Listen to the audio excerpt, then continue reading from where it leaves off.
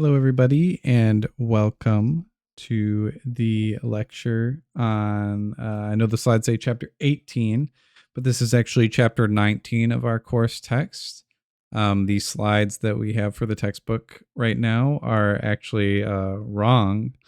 They're just wrong in the sense that the chapter numbers are wrong. So none of the content is wrong. But this is the chapter 19 lecture. About the Hello World, your first program. So some of the topics we're going to be looking at here are Hello World, which we'll go into in a minute. We'll create a Unity project, and we'll talk about the Unity project folder. MonoDevelop, which is Unity's code editor, attaching scripts to game objects, the start and update methods, game object prefabs and instantiation, and the Hello World project. So Hello World, what is Hello World? If you're new to programming, you may not know what Hello World is, but if you have taken a programming course before, then you are probably familiar. Hello World is often the first program that is written by anyone learning a new programming language, and it outputs Hello World to the console. So the Hello World code is actually very simple. You can see it right here. And you don't need to know what all of this does yet, but basically this print function is used. And in this course, whenever you see the print function, I will be using the debug.log function, as that's what's more commonly used in the Unity setting. But it basically logs to the console or prints to the console what's in the double quotes, which in this case is Hello World. So what we're first going to do is we are going to create a Unity project. So I am going to open up Unity here.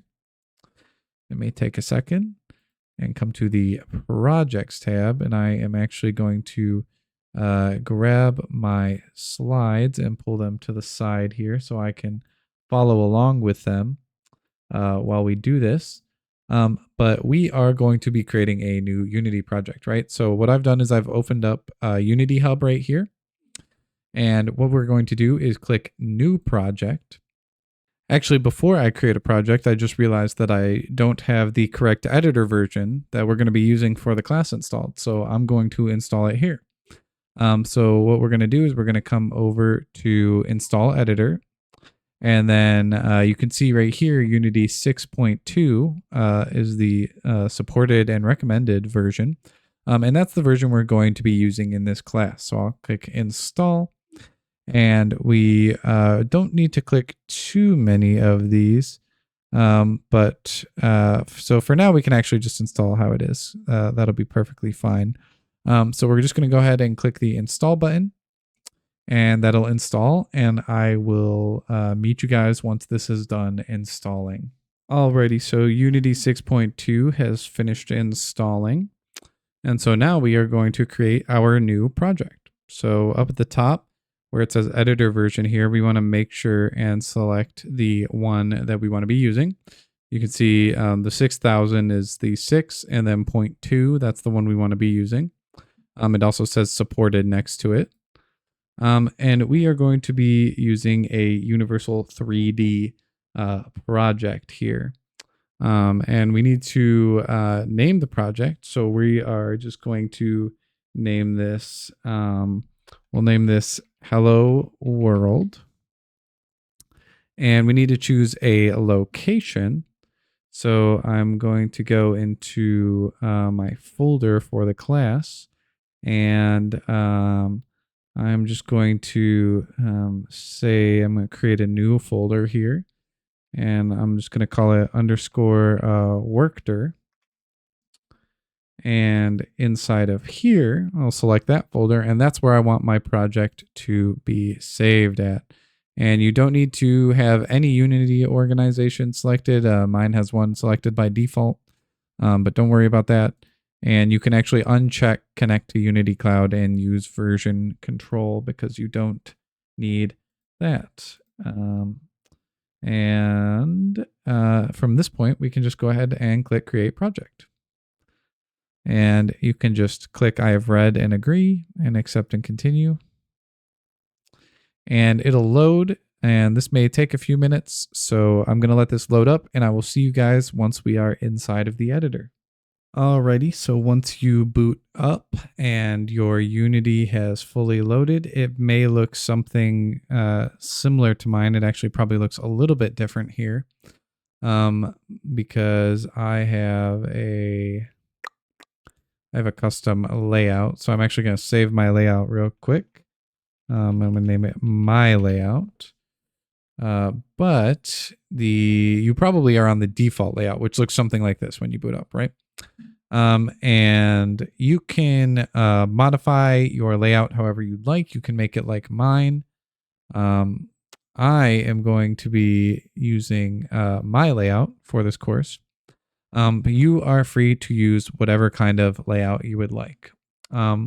And we should probably real quick just discuss some of these different tabs that you see in the editor, because I'm sure that there is a lot of information flying at you all at once when you look at this, right? So right here, you can see the scene window. And within the scene window, this is where you will be doing a lot of your working within the game world. You can select game objects and move them. You can move all sorts of things around in here. So this is what you'll be using when you are working on a game within Unity. And the game window, this is the window that you will see when you actually play the game, right?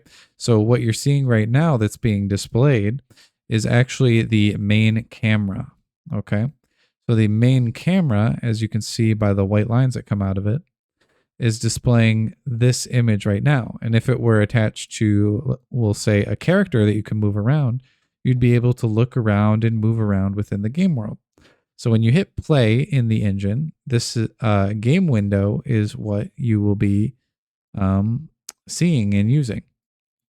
We also have, I have the animator docked here. This isn't something you'll need yet or that we will really touch on in this course, I don't believe. So you don't really need to worry about the animator right now. But here in our hierarchy, right, this is everything that is in the game world, right? So we have our container, which is our sample scene by default. And within the scene, you can see all the different game objects. So we have a main camera, we have a directional light, and we have a global volume. And we can actually go ahead and delete the global volume and Control S to save those changes because we won't need that in this project.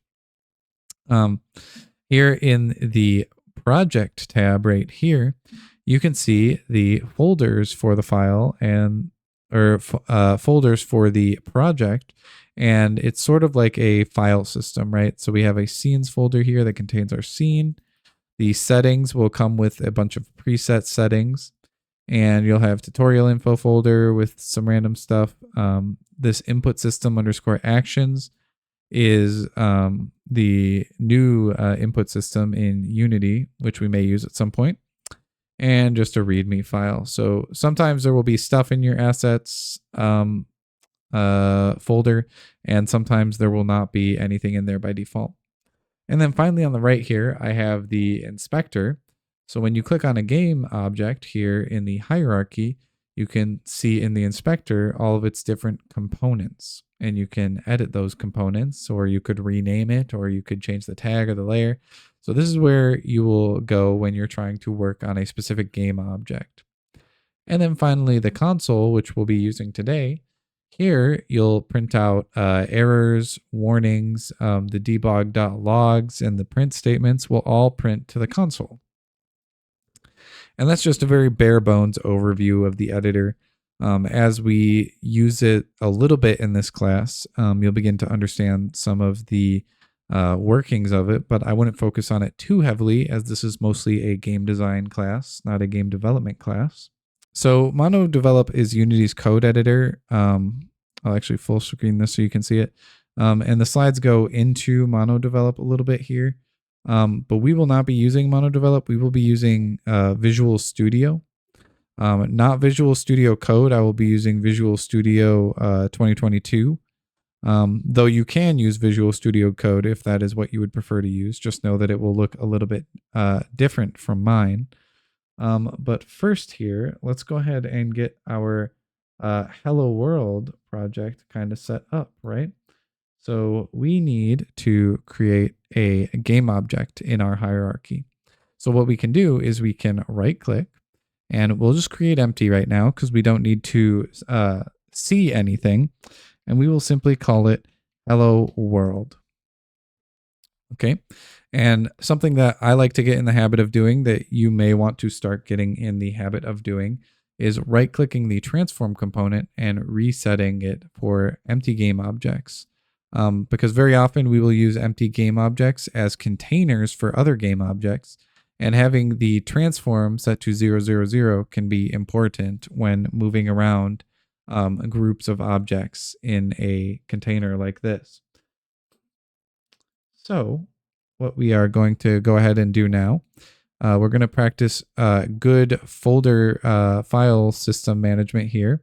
And we're going to create a folder that we will name scripts. And then we will double click to open the scripts folder. And we can right click, create, and we're going to create a mono behavior script. And we're just simply going to call this Hello World.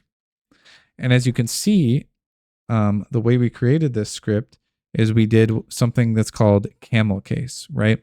So for script names or class names, I should say, the first letter will be capitalized, and then every subsequent word will also be capitalized without spaces in between.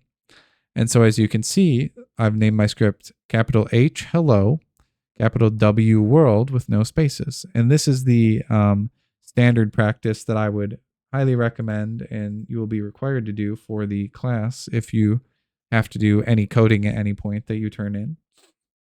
And in order to actually edit the script, we can go ahead and double click the script and it will launch whatever code editor you're using.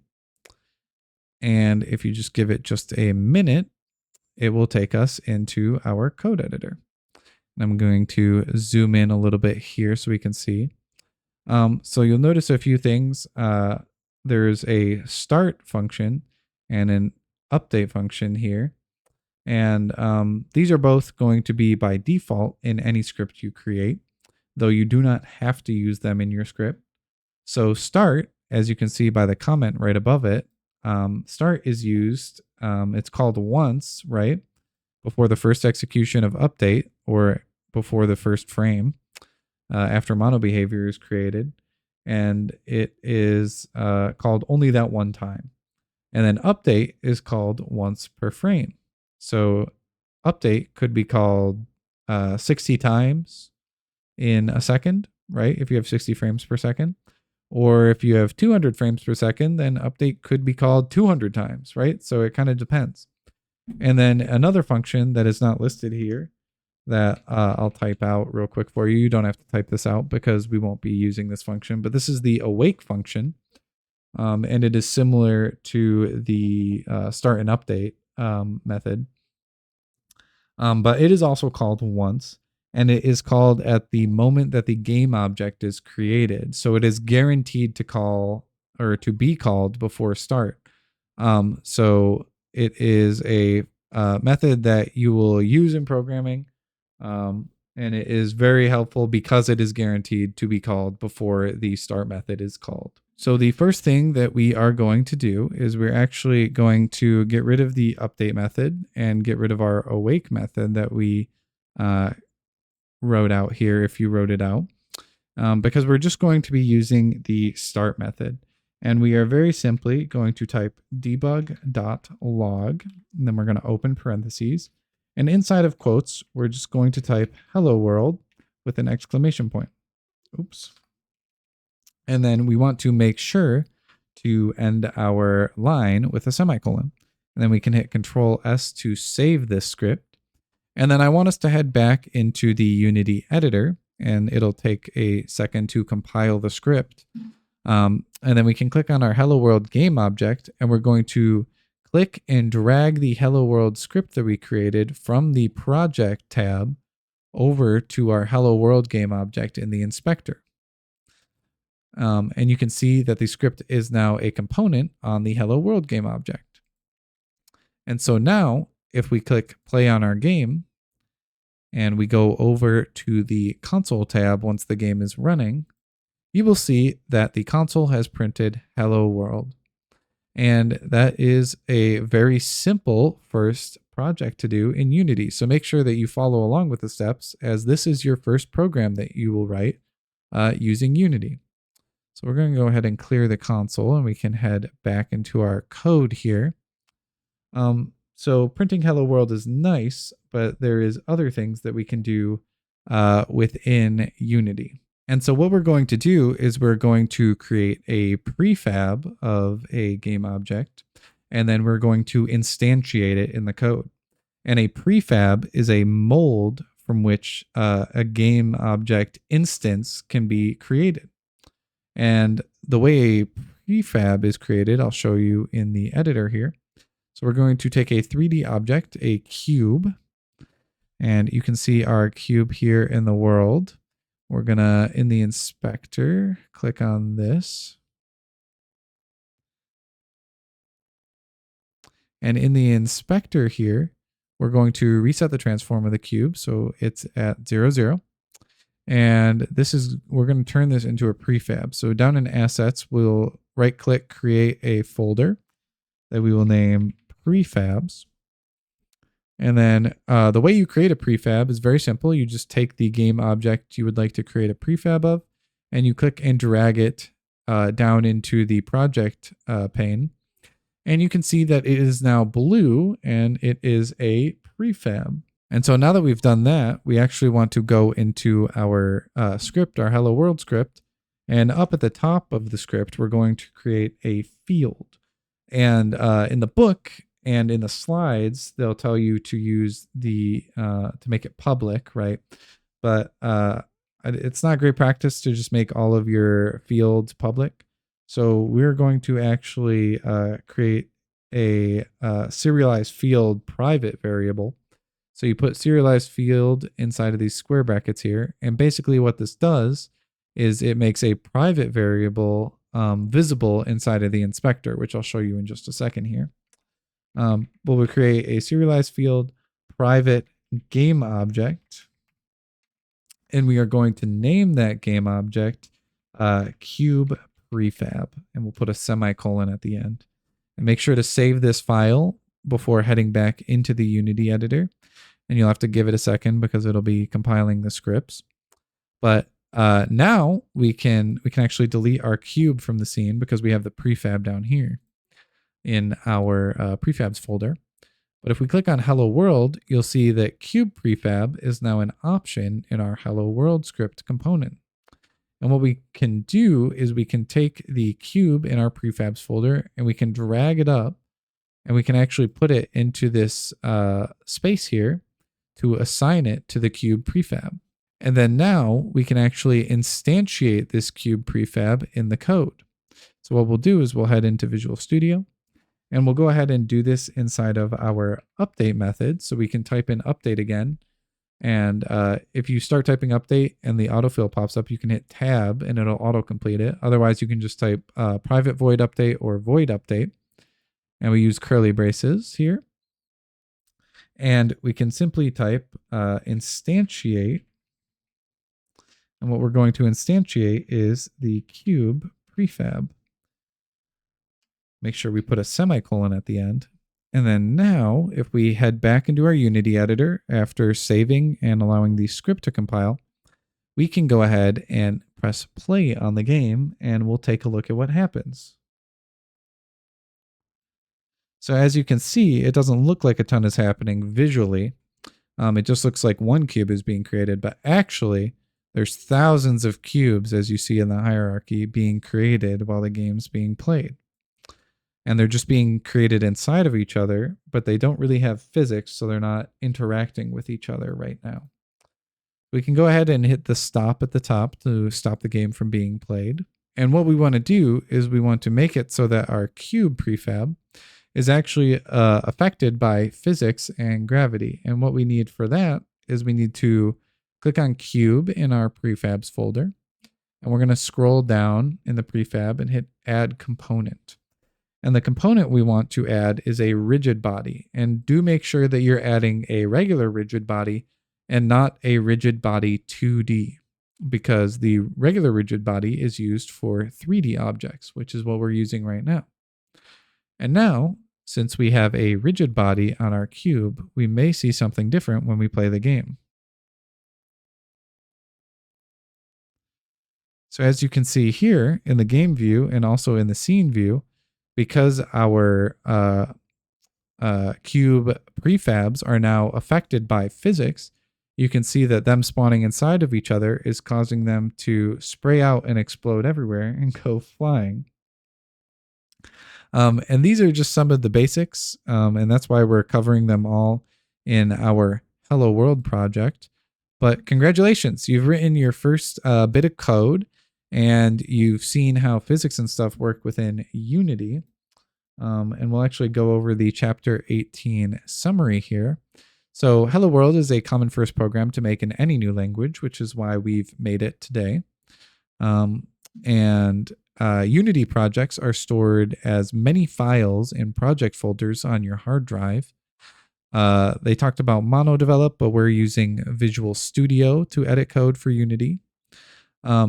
Important to note that scripts need to be attached to game objects to run, right? And that's why we attached our Hello World script to our Hello World game object to allow it to run within the game.